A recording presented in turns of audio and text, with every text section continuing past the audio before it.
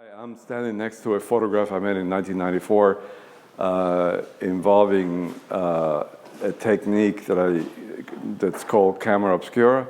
And what that is the entire room was darkened by putting dark material on the windows and an opening about the size of a dime looking out.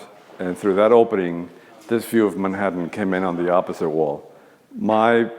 The picture was made by making a very long exposure of this phenomena. It took about 8 hours to get exposed. This is when I made pictures with film. So film is rather slow, but this is a totally natural effect. A dark space with a small opening looking out brings in images naturally. So I'm just taking advantage of that well-known phenomena.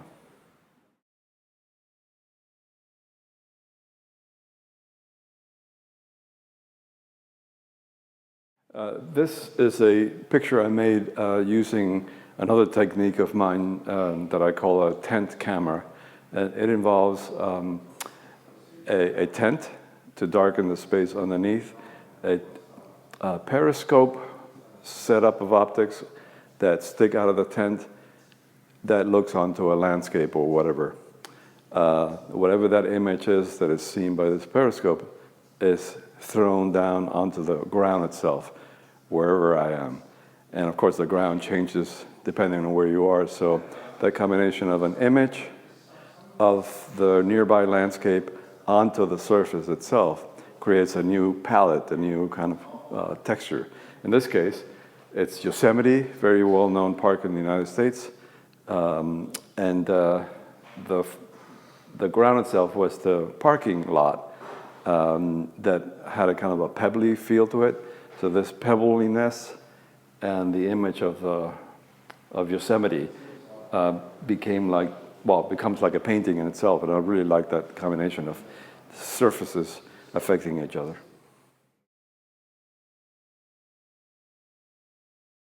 A year or so ago, I wanted to give my wife a present, and instead of buying her flowers, I decided to make a picture of flowers in a brand new way, and experimenting with the idea of how flowers can be rendered.